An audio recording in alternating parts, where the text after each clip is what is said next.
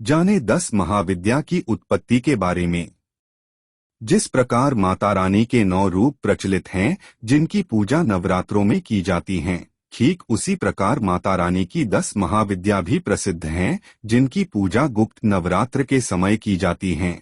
यह 10 महाविद्या माता सती ने भगवान शिव के सामने अपना प्रभाव दिखाने के लिए प्रकट की थी, जिनका प्राकट्य अलग अलग उद्देश्यों के लिए विभिन्न समयकाल में हुआ था।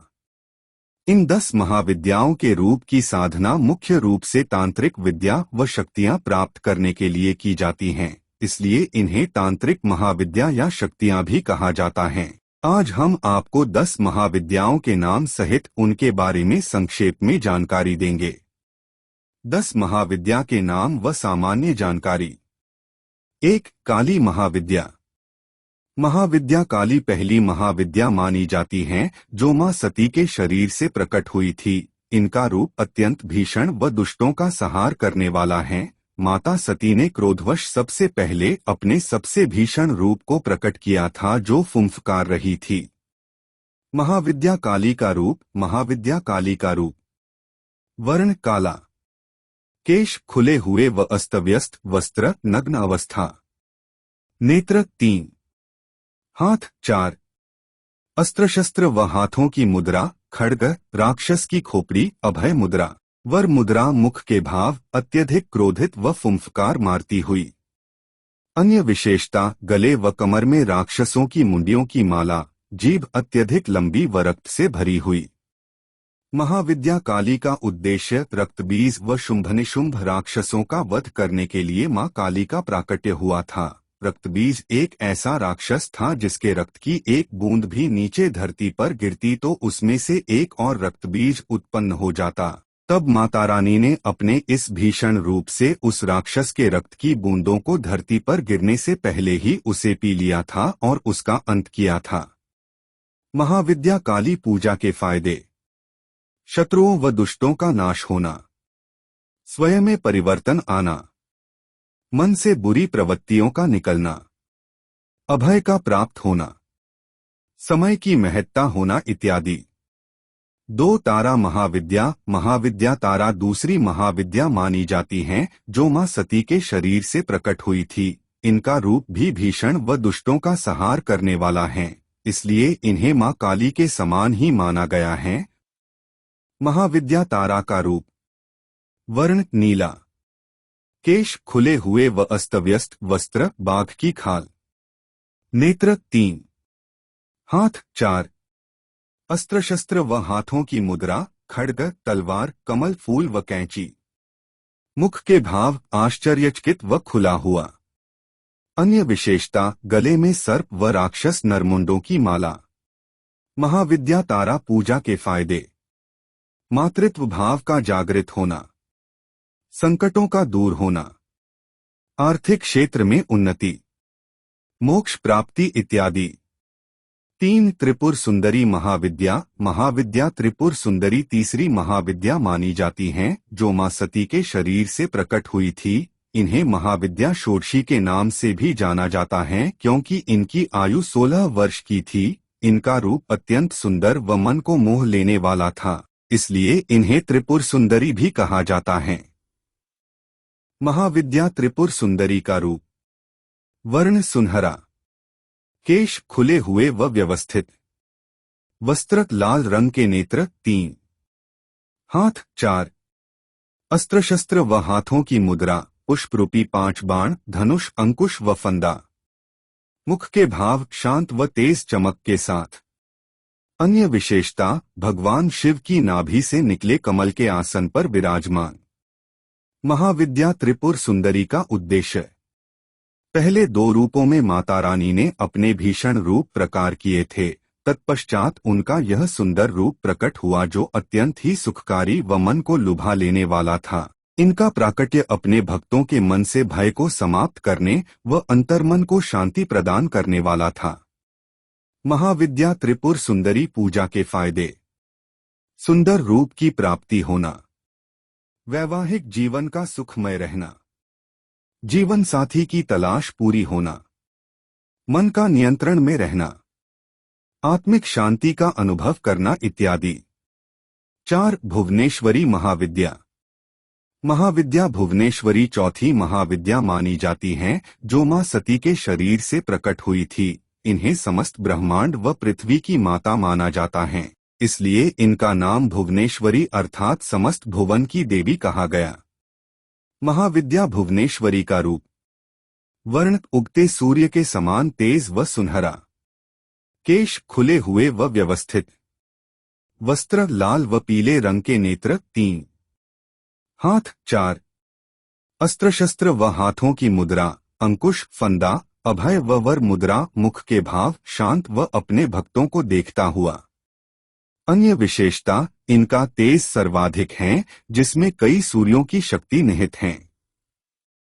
महाविद्या भुवनेश्वरी का उद्देश्य इनका प्राकट्य ब्रह्मांड के निर्माण व उसके संचारण के लिए हुआ था। जिस प्रकार त्रिदेव को ब्रह्मांड के निर्माता, रचयिता व संहारक के रूप में जाना जाता है, उसी प्रकार माता रानी ने अपने रूप में भी उसकी महत्ता व आदिशक्ति का प्रभाव दिखाया।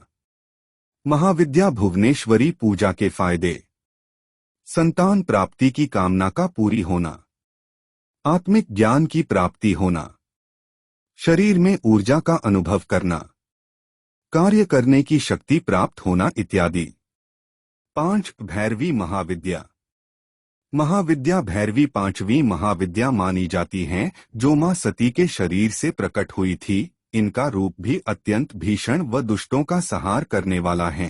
अपने इस रूप के कारण इन्हें माता काली व भगवान शिव के भैरव अवतार के समकक्ष माना जाता है। महाविद्या भैरवी का रूप वर्ण काला, केश खुले हुए व अस्तव्यस्त, वस्त्र लाल व सुनहरे, नेत्र 3, हाथ 4, अस्त्र शस्त्र व हाथों की मुद्रा खड्ग तलवार, राक्षस की खोपड़ी व अभय मुद्रा, मुख के भाव क्रोधित। अन्य विशेषता राक्षसों की खोपड़ियों के आसन पर विराजमान हैं, जीभ लंबी रक्तरंजित व बाहर निकली हुई है। महाविद्या भैरवी का उद्देश्य माता रानी का यह रूप भैरवनाथ भगवान के समान माना गया है। इनका एक नाम चंडिका भी है, क्योंकि इनका प्राकट्य चंड व मुंड नाम के 2 राक्षसों का सेनासहित वध करने के लिए भी हुआ था। महाविद्या भैरवी पूजा के फायदे: बुरी आत्माओं, प्रवृत्तियों व शक्तियों के प्रभाव से मुक्ति मिलना, अभय का मिलना व डर का समाप्त होना, वैवाहिक व प्रेम जीवन का सुखमय रहना, शत्रुओं से मुक्ति इत्यादि। 6. छिन्नमस्ता महाविद्या। महाविद्या छिन्नमस्ता छठी महाविद्या मानी जाती हैं, जो मां सती के शरीर से प्रकट हुई थी। इनका रूप माता रानी के सभी रूपों में सबसे अलग है, क्योंकि इसमें माता रानी अपने एक हाथ में किसी राक्षस की खोपड़ी नहीं बल्कि अपना ही मस्तक पकड़े हुए खड़ी हैं। महाविद्या छिन्नमस्ता का रूप वर्ण गुड़हल के समान लाल, केश खुले हुए, वस्त्र नग्न केवल आभूषण पहने हुए, नेत्र 3, हाथ 2 अस्त्र शस्त्र व हाथों की मुद्रा खड्ग व अपना कटा हुआ सिर, मुख के भाव अपना ही रक्त पीते हुए। अन्य विशेषता धड़ में से 3 रक्त की धाराएं निकल रही हैं, जिसमें से 2 रक्त की धाराएं पास में खड़ी सेविकाएं पी रही हैं, मैथुन करते हुए जोड़े के ऊपर खड़ी हैं, गले में नरमुंडों की माला पहने हुए हैं। महाविद्या छिन्नमस्ता का उद्देश्य जब माता पार्वती अपनी 2 सेविकाओं जया व विजया के साथ मंदाकिनी नदी पर स्नान करने गई, तब स्नान करने के पश्चात तीनों को भूख लगी। दोनों सेविकाओं के द्वारा बार बार भोजन की विनती करने पर माता ने अपना ही मस्तक धड़ से काटकर अलग कर दिया व उसके रक्तपान से सभी की भूख शांत की। महाविद्या छिन्नमस्ता पूजा के फायदे: शत्रुओं का समूल नाश, भय का दूर होना, विपत्तियों का समाप्त होना इत्यादि। 7. धूमावती महाविद्या। महाविद्या धूमावती 7वीं महाविद्या मानी जाती हैं, जो मां सती के शरीर से प्रकट हुई थी। इनका रूप अत्यंत दुखदायी, बूढ़ा, दरिद्र, व्याकुल व भूखा है। माता रानी का यह रूप शिवजी के श्रापस्वरूप विधवा भी हैं। इसके अवगुणों के कारण इसे अलक्ष्मी व ज्येष्ठा भी कहा जाता है। महाविद्या धूमावती का रूप वर्ण श्वेत, केश खुले मैले व अस्तव्यस्त, वस्त्र श्वेत। नेत्र दो हाथ, दो अस्त्र शस्त्र व हाथों की मुद्रा, टोकरी व अभय मुद्रा। मुख के भाव बेचैन, व्याकुल, दुखी, संशय, थकान। अन्य विशेषता, माँ का शरीर अत्यंत बूढ़ा व झुर्रियों वाला है तथा कपड़े भी एकदम मैले व कटेफते हुए हैं। बिना घोड़े के रथ पर विराजमान है, जिसके शीर्ष पर कौवा बैठा है। महाविद्या धूमावती का उद्देश्य। एक बार माता पार्वती को अत्यधिक भूख लगी और उन्होंने शिवजी से भोजन मांगा। उस समय वहां भोजन नहीं था तो शिवजी ने उन्हें प्रतीक्षा करने को कहा। कुछ देर में माता रानी की भूख इतनी बढ़ गई कि उन्होंने शिवजी को ही निगल लिया। शिवजी के शरीर में विष के प्रभाव से माता रानी का ऐसा रूप बन गया जिस कारण उन्होंने शिवजी को बाहर निगल दिया। शिवजी ने बाहर निकलते ही माता रानी के इस रूप को विधवा हो जाने का श्राप दिया। महाविद्या धूमावती पूजा के फायदे। संकटों का हरण होना, नकारात्मक गुणों का समाप्त होना, किसी प्रकार की कमी का दूर होना, भूख का शांत होना इत्यादि। 8 बगलामुखी महाविद्या। महाविद्या बगलामुखी 8वीं महाविद्या मानी जाती हैं, जो मां सती के शरीर से प्रकट हुई थी। इस रूप में माता रानी एक मृत शरीर पर बैठी हुई अपने एक हाथ से राक्षस की जिह्वा पकड़े हुई हैं। महाविद्या बगलामुखी का रूप। वर्ण सुनहरा, केश खुले हुए व व्यस्त, वस्त्र पीले। नेत्र 3, हाथ 2 अस्त्र शस्त्र व हाथों की मुद्रा, बेलन के आकार का शस्त्र व राक्षस की जिह्वा। मुख के भाव डराने वाले। अन्य विशेषता, स्वर्ण सिंहासन के ऊपर एक राक्षस का मृत शरीर है और उसके ऊपर मां बैठी हैं। राक्षस को नियंत्रण में करने का व डराने का प्रयास कर रही हैं। महाविद्या बगलामुखी का उद्देश्य। एक बार सौराष्ट्र में भयंकर तूफान ने बहुत तबाही मचाई थी। तब सभी देवताओं ने माता रानी से सहायता प्राप्ति की विनती की। यह देखकर माता रानी का एक रूप हरिद्र सरोवर से प्रकट हुआ और इस तूफान को शांत किया। उसके बाद से ही माता रानी का बगलामुखी रूप प्रचलन में आया। महाविद्या बगलामुखी पूजा के फायदे। शत्रुओं का समूल नाश व उन पर लगाम लगाना, दुष्टों को अपंग बनाना, विपत्ति का हल करना, आगे का मार्ग प्रशस्त करना इत्यादि। 9 मातंगी महाविद्या। महाविद्या मातंगी 9वीं महाविद्या मानी जाती हैं, जो मां सती के शरीर से प्रकट हुई थी। माता रानी का यह रूप सबसे अनोखा है, क्योंकि आपने कभी नहीं सुना होगा कि भगवान को जूठन का भोग लगाया जाता हो, लेकिन माता रानी के इस रूप को हमेशा जूठन का भोग लगाया जाता है। महाविद्या मातंगी का रूप। वर्ण गहरा हरा, केश खुले हुए व व्यवस्थित, वस्त्र लाल।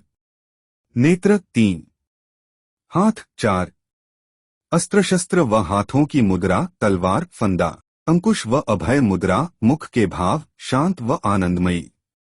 अन्य विशेषता, मां सरस्वती के समान सामने वीणा रखी हुई हैं, जिस कारण इन्हें तांत्रिक सरस्वती भी कहा जाता है।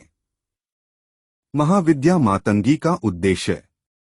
एक बार जब भगवान शिव व माता पार्वती विष्णु व लक्ष्मी का दिया हुआ भोजन कर रहे थे, तब उनके हाथ से भोजन के कुछ अंश नीचे गिर गए।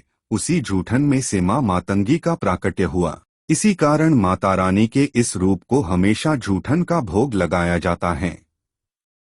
महाविद्या मातंगी पूजा के फायदे। बुद्धि व विद्या का विकास होना, कला व संगीत के क्षेत्र में उन्नति, वाणी पर नियंत्रण व मधुर बनना, जादू टोना या माया के प्रभाव से मुक्ति इत्यादि।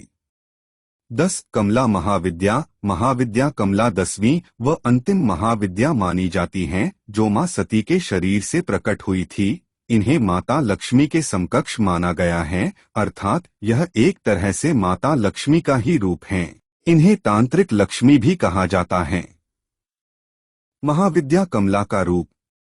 वर्ण सुनहरा व तेज, केश खुले हुए व व्यवस्थित, वस्त्र लाल। नेत्र 3, हाथ 4, अस्त्र शस्त्र व हाथों की मुद्रा, 2 कमल पुष्प, अभय व वरदान मुद्रा। मुख के भाव शांत, सुखकारी व आनंदमयी। अन्य विशेषता, कमल पुष्प से भरे हुए सरोवर में आसपास 4 हाथी जल से अभिषेक करते हुए। महाविद्या कमला का उद्देश्य। माता रानी का एक रूप मां लक्ष्मी भी हैं। इसी रूप को प्रदर्शित करने के लिए मां सती ने अपने कमला रूप को प्रकट किया था। महाविद्या कमला पूजा के फायदे। आर्थिक स्थिति में सुधार होना, व्यापार व नौकरी में उन्नति का होना, सभी इच्छाओं की पूर्ति होना, सुख व वैभव में वृद्धि होना इत्यादि।